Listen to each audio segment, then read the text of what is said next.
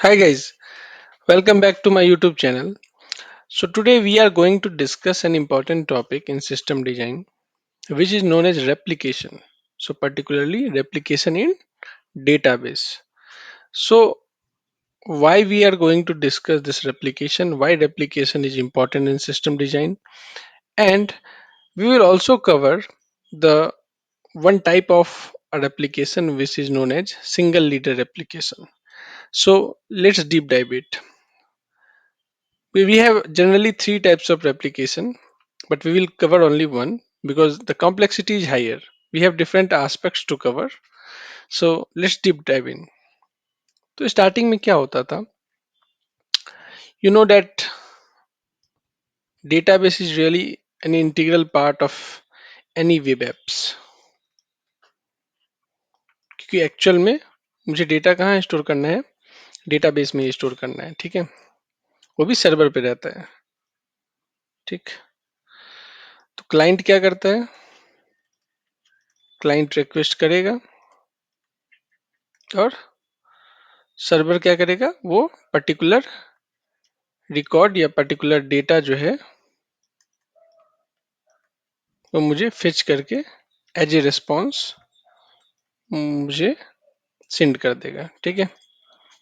ये simple client server architecture I guess everyone is familiar as of now. Okay, so problem ये आता है कि जब आप स्टार्ट करते हो, मीन्स आपका स्मॉल ऑर्गेनाइजेशन है, स्मॉल ऑर्ग है, देन हमारे पास डेटा बहुत कम होता है, तब तो सही है. अब सपोज करो कि बहुत ज़्यादा क्लाइंट आ गया, एक हमारे पास डेटाबेस है और पर आवर हमारे पास इनकमिंग रिक्वेस्ट जो है वो बढ़ता जा रहा है, 10K है या सपोज करो इंक्रीज करता जा रहा है. तो हम क्या करेंगे, उस क्लाइंट को सर्व करने के लिए डिफरेंट सर्विसेज बनाएंगे. तो at the same time we have concurrent writes and reads, ठीक? तो यहाँ पे क्या होगा, परफॉर्मेंस जो है यहाँ पे इसका डिग्रेड होता जाएगा टाइम के साथ. इसको समझने के लिए मैं एक एनोमली लेता हूँ. सपोज करो आपके पास एक शॉप है, ठीक, और आप बस एक सिंगल पर्सन हो यहाँ पे जो कि उसको मैनेज कर रहे हो, ठीक? अब बहुत सारे कस्टमर्स आ रहे हैं विथ डिफरेंट नीड्स, ठीक? ये समझ लो क्लाइंट्स, ये क्या है? क्लाइंट्स हैं जिनके बहुत सारे रिक्वेस्ट आ रहे हैं. तो आप इसको कैसे सर्व करोगे? ऑब्वियसली ऑब्वियस सी बात है कि आपका जो सर्विस है वो डाउनग्रेड हो जाएगा, ठीक? तो यहाँ पे भी ये क्या है, हमारा सर्वर एक सर्वर है, और इससे आप चाह रहे हो कि जैसे जैसे कस्टमर बढ़ता जा रहा है, फुटफॉल बढ़ता जा रहा है, तो इसको सर्व करने में इसको प्रॉब्लम होगी सर्वर को. That's why replication comes into picture. So what we are trying to do, we are trying to create more server. Okay, server means आप ऐसे समझ लो कि जैसे दुकान में हम क्या करेंगे, फिर बहुत लोगों को हायर करेंगे और अब वो सब साथ मिल के सर्व करेंगे सारे क्लाइंट्स को.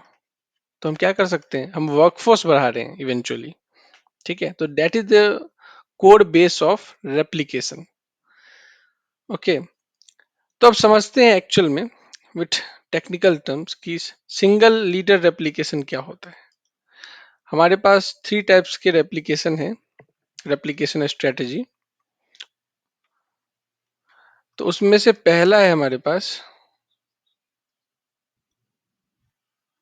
सॉरी, पहला है हमारे पास सिंगल लीडर रेप्लिकेशन. तो समझते हैं ये क्या होता है. सिंगल लीडर रेप्लिकेशन, ठीक? तो ये हमारा डेटाबेस है, ठीक? इसमें क्या होता है, ये हमारा एक प्राइमरी नोड है, ये हमारा प्राइमरी नोड है, और इसके साथ साथ हम कुछ रेप्लिका क्रिएट करते हैं रेप्लिका 1 एंड रेप्लिका 2। ओके, तो इन जनरल क्या होता है, जो भी इनकमिंग रिक्वेस्ट होते हैं हमारे पास, जो भी इनकमिंग रिक्वेस्ट होते हैं, तो जो राइट ऑपरेशन हमारा होता है वो प्राइमरी नोड में होता है। ठीक है, कोई भी न्यू रिकॉर्ड हुआ वो कहाँ जाएगा, प्राइमरी नोड में। और एट द सेम टाइम जो हमारा रेप्लिका है उसमें डेटा कॉपी होगा। ठीक, तो डेटा कॉपी का दो तरीका होता है, आइदर एसिंक्रोनस वे और synchronous way. So what does it mean, जब भी कोई न्यू रिकॉर्ड आया और इसमें राइट हो गया, ठीक है, इस प्राइमरी नोड में, तो ये क्या करेगा, ये क्या करेगा, क्लाइंट को रिस्पांस भेज देगा कि successful write operation, that will be a response from primary node to the client कि राइट हो चुका है। ठीक है, इसको बोलते हैं strong consistent sorry eventual consistency, eventual consistency. ठीक, और एक होता है कि जब ये राइट हुआ यहाँ पे प्राइमरी नोड में, तो एट द सेम टाइम ये मेक श्योर करेगा कि हमारा R1 में भी वो कॉपी हो जाए, R2 में भी कॉपी हो जाए, and after having both this copies the primary node will send a response that okay now the write has been successful. तो ये मेक श्योर करना कि उनके सारे रेप्लिका के पास भी कॉपी पहुंच गया है, इसको बोलते हैं स्ट्रॉन्ग कंसिस्टेंसी। मीन्स ये डेटा हमारा कंसिस्टेंट है थ्रू आउट द रेप्लिका। ठीक है, ये होता है स्ट्रॉन्ग, ये होता है इवेंचुअल। तो अब बात करते हैं, जब भी इवेंचुअल कंसिस्टेंसी होगा, मीन्स प्राइमरी नोड में डेटा आया, प्राइमरी नोड में डेटा आया और मैंने क्लाइंट को बोल दिया कि डेटा आ चुका है, तो इसमें एक प्रॉब्लम है क्योंकि डेटा अभी एक्चुअल में रेप्लिका में नहीं आया है। तो वो क्या करेगा, under the hood in asynchronous manner the data will be copied to both the replica. ठीक है, किसमें, इवेंचुअल कंसिस्टेंसी में। ठीक है, और स्ट्रॉन्ग कंसिस्टेंसी में क्या होगा, एट द सेम टाइम वो राइट हो जाएगा, means synchronously. So whenever we are saying strong consistency, तो उस केस में क्या होगा, उस केस में होगा सिंक्रोनस, मतलब सिंक कर रहे हैं डेटा को एक्चुअल में, उसके बाद हम क्लाइंट को रिस्पॉन्स भेज रहे हैं। ठीक है, इवेंचुअल कंसिस्टेंसी में क्या होता है, बस हम प्राइमरी नोड पे ही डेटा को रखते हैं और एसिंक्रोनस मैनर में फिर अंडर द हुड ये रेप्लिकेट होता है। तो आई गेस यहाँ तक क्लियर होगा पिक्चर कि एसिंक्रोनस में क्या हुआ, कि एसिंक्रोनस का मतलब है कि बैकएंड में वो चलता रहेगा, डेटा कॉपी होता रहेगा। ठीक है, डिपेंडेंसी नहीं है। सिंक्रोनस में मेक श्योर करेंगे कि सेम टाइम पे राइट हो जाए, उसके बाद हम क्लाइंट को रिस्पॉन्स भेजेंगे कि हमारा राइट सक्सेसफुल हो गया। तो ये तो बात कुछ टेक्निकल टर्म्स हो गई कि डेटा एक्चुअल में कॉपी एसिंक्रोनस में और सिंक्रोनस में हो सकता है। ठीक है, अब ये करते क्यों है, समझना इस बात को।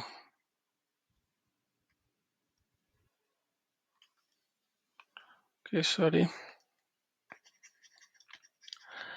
अब यहां तक क्लियर है आई होप। ठीक है, तो आगे चलते हैं अपन। अब ये रेप्लिका जो है सिंगल लीडर के केस में, ठीक है, सिंगल लीडर के केस में और क्या क्या इसके प्रॉस कौन से और क्या क्या चीज हो सकता है। तो इससे प्रॉब्लम ये है कि हम क्या करते हैं, ये हमारा लीडर है और ये हमारा रेप्लिका है। ठीक, 1 और 2। तो इसमें प्रॉब्लम ये है, इसका कौन सी ये है कि जो हमारा राइट थ्रूपुट है ना, राइट थ्रूपुट ये बहुत कम है। मीन्स हम एक ही में राइट कर पा रहे हैं, एक ही डेटाबेस इंस्टेंस में हम राइट कर पा रहे हैं।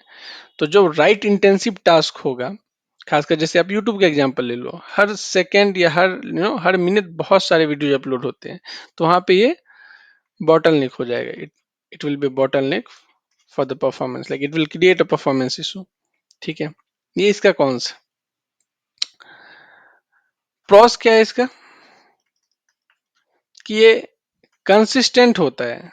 कंसिस्टेंट का मतलब आप एक ही, क्योंकि एक ही हमारा लीडर है तो ये ही हमारा source of truth, source of truth हमारा यही लीडर है। तो आसानी से हम क्या कर सकते हैं, सिंक कर सकते हैं। ठीक है, ये हमारा प्रोस। और रीड रिप्लिका ये मोस्टली रीड इंटेंसिव टास्क के लिए यूज होता है। तो ये रेप्लिका है, ये रेप्लिका वन है, ये रीड रिप्लिका रेप्लिका इसको बोला जाता है, read replica one, read replica two. तो मोस्टली रीड इंटेंसिव टास्क के लिए यूज होता है। तो इसमें क्या होता है, जब भी अब क्लाइंट अब आएगी, क्लाइंट को रिक्वेस्ट लेके आया, तो इसमें से कोई भी तीन जो है हमारे पास डेटाबेस इंस्टेंस वो इस क्लाइंट को सर्व कर सकता है। तो आप मेक याद रखना कि लीडर भी सर्व करता है। ठीक है, जो राइट यहाँ पे हो रहा है, जो सिर्फ राइट ऑपरेशन यहाँ पे होता है लीडर पे, वो भी सर्व करता है रीड रिक्वेस्ट। तो आपने देखा कि जब हम सिंगल डेटाबेस इंस्टेंस से जब हम मल्टीपल डेटाबेस इंस्टेंस करेंगे तो ऑब्वियस सी बात है वो क्लाइंट को अच्छे से सर्व कर पाएगा। तो हमारा क्या हुआ, रीड परफॉर्मेंस इंक्रीज हो गया। ठीक है, राइट परफॉर्मेंस थोड़ा कम है इसमें, क्योंकि ये जो लीडर है वही सिर्फ राइट को कर सकता है, राइट ऑपरेशन सर्व कर सकता है। ठीक है, अब इतनी बात समझ में आ गई कि यहाँ ये किस बेस, इसका यूज केस क्या था, इसका प्रोस कॉन्स क्या था। अब समझते हैं इसकी अलग कॉम्प्लेक्सिटी की और एस्पेक्ट क्या हो सकता है सिंगल लीडर में, उन चीजों को समझते हैं। आई होप अभी तक क्लियर होगा। तो चलते हैं।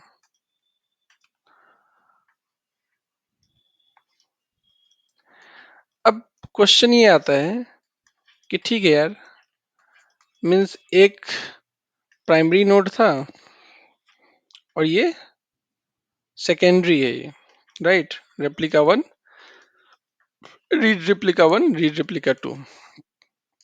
अब क्वेश्चन ये आता है कि कॉपी कैसे होता है, जो हमारे पास न्यू डेटा आया वो न्यू डेटा कॉपी कैसे होता है इन सब में। ठीक है, तो कॉपी कैसे होगा, at the same time, eight the same time जैसे ही यहाँ पे राइट ऑपरेशन होता है under the hood asynchronous manner में, ये भी यहाँ पे कॉपी होना शुरू होता है। ठीक है, ये भी यहाँ पे कॉपी होना शुरू होता है।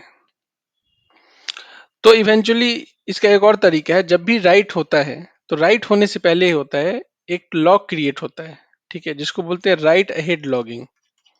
ठीक है, मीन्स राइट से पहले हमारे को क्या होगा, एक लॉग फाइल जनरेट होगा जिसमें ट्रांजैक्शंस होंगे। ठीक है, पहले इस पे राइट होता है लॉग, उसके बाद इस पे एक्चुअल में रिकॉर्ड राइट होता है। ठीक है, तो पहले लॉग क्रिएट होता है। ठीक, यही लॉग सर्व करेगा बाकी रेप्लिका में भी। तो ये जो राइट अहेड लॉगिंग फाइल, जो लॉग फाइल है ना, उसका यूज करके उसका यूज करके डिफरेंट डिफरेंट ट्रांजेक्शन्स होंगे, उसका यूज करके इसमें कॉपी होता है डेटा। ठीक है, कि इस टाइम स्टैम्प पे ये रिकॉर्ड R1 आया, इस टाइम स्टैम्प पे R2 रिकॉर्ड आया। ठीक है, इवन जब सपोज करो कि जब हमारा ये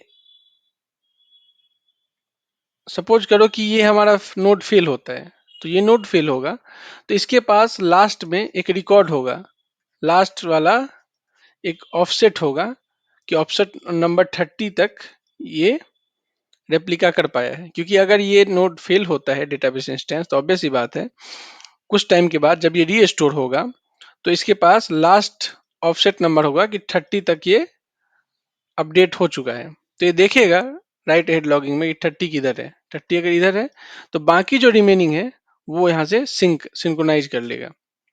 तो फेलियर के केस में या फिर कॉपी के केस में, इन सब में ये क्या करता है, लॉग को यूज करता है, जिसको अपन बोलते हैं राइट अहेड लॉगिंग, और उसके बेस पे ये कॉपी करता है।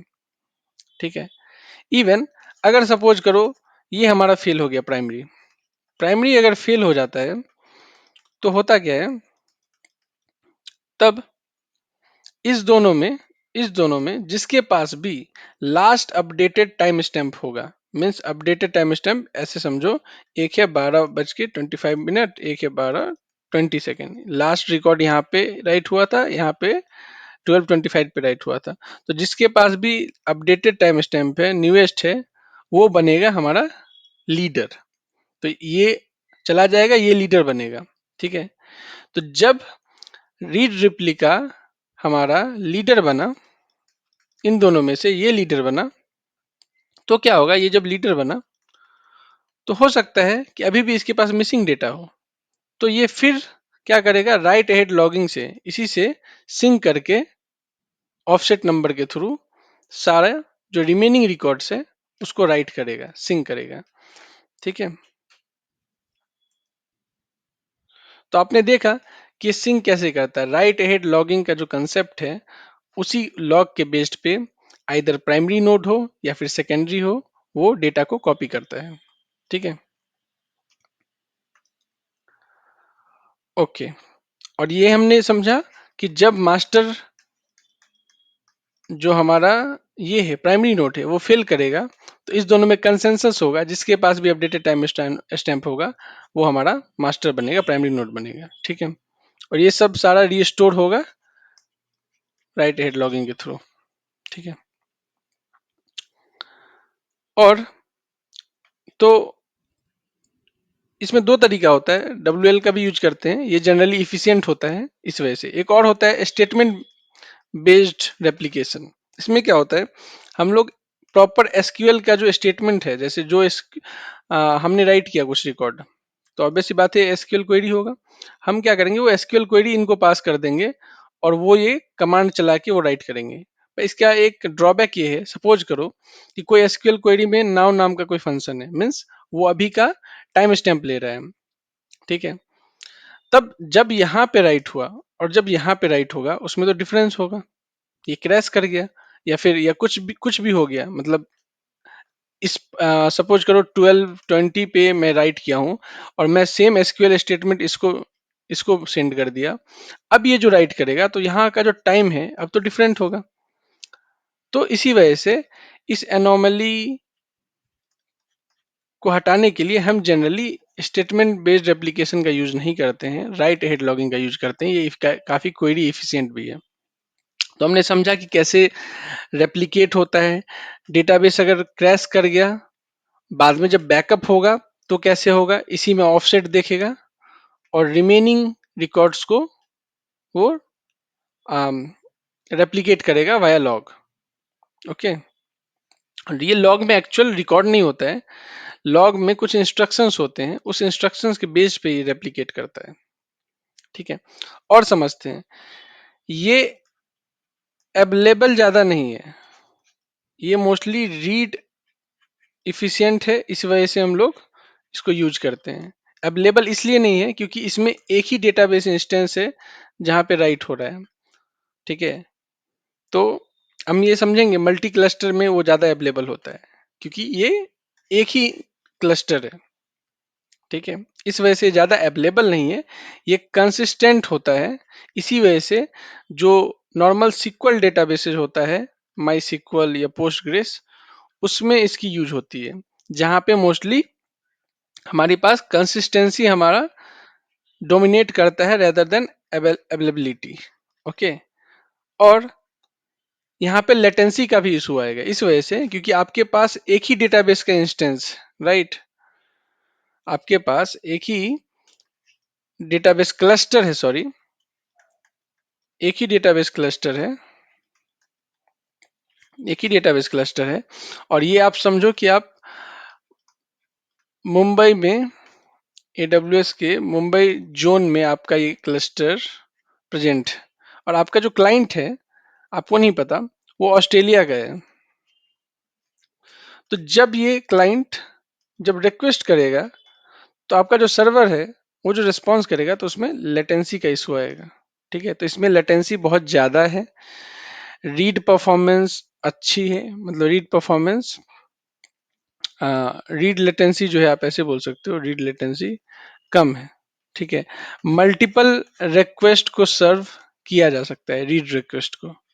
राइट रिक्वेस्ट में परफॉर्मेंस इशू आएगा। तो आप इसका वहां इस्तेमाल करना जहां पे आपका क्लाइंट मोस्टली रीड रिक्वेस्ट जहां पे ज्यादा हो। ठीक है, तो ये था हमारा single node single leader replication. हमने समझा कि इसके फेल ओवर में क्या होगा, रिप्लिका कैसे डेटा को कॉपी करता है, कितने टाइप के कंसिस्टेंसी होते हैं, ठीक है, रेप्लिकेशन क्यों इंपॉर्टेंट है। So I covered every aspect. In the next video we will talk about this multi-leader replication and leaderless replication. As of now, I think it's fine. So almost everything has been, I have covered everything. So just watch this video more and more. You will you get the understanding like what is the crux behind this. Okay. Thank you. Bye bye.